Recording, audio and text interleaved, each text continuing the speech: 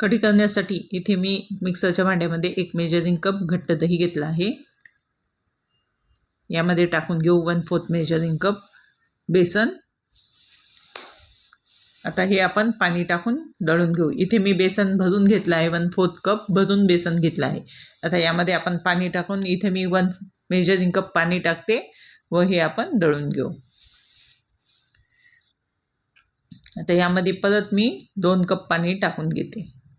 आपल्याला सरासरी ह्या कढीला सर्व 4-4.5 मेजरिंग कप पाणी लागेल। आता इथे 3 कप टाकला आहे, आपण नंतर परत टाकून घेऊ। इथे 6 हिरव्या मिरच्या, त्यामध्ये 15 लसूण पाकळ्या, 1 इंच आलं, कोथिंबीर,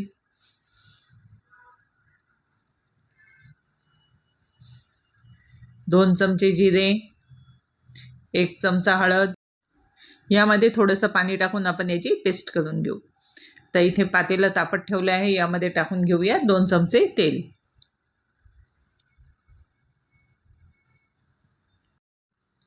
तेल तापलं की यामध्ये आपण टाकून घेऊया 1.5 चमचा मोहरी, 1 चमचा हिंग व हे जे आपण वाटण केलेले आहे हे यामध्ये टाकून घेऊ।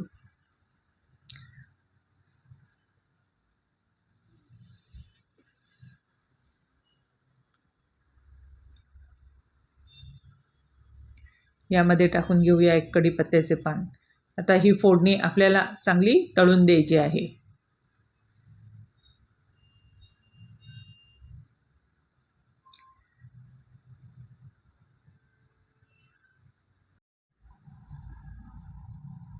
तर यामध्ये टाकून घेऊया दळलेलं दही।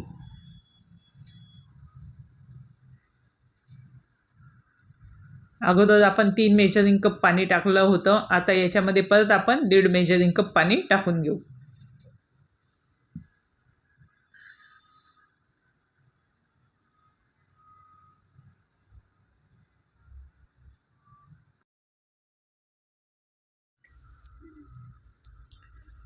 तर यामध्ये टाकून घेऊया चवीप्रमाणे मीठ। इथे आपल्याला सारखी ही कढी हलवायची, बिलकुल थांबायचं नाही आहे, जेणेकरून आपली कढी फुटणार नाही। इथे मी गूळ किंवा साखर काहीच टाकत नाही, तुम्ही तुमच्या आवडीप्रमाणे गूळ साखर या कढीमध्ये टाकून घेऊ शकता।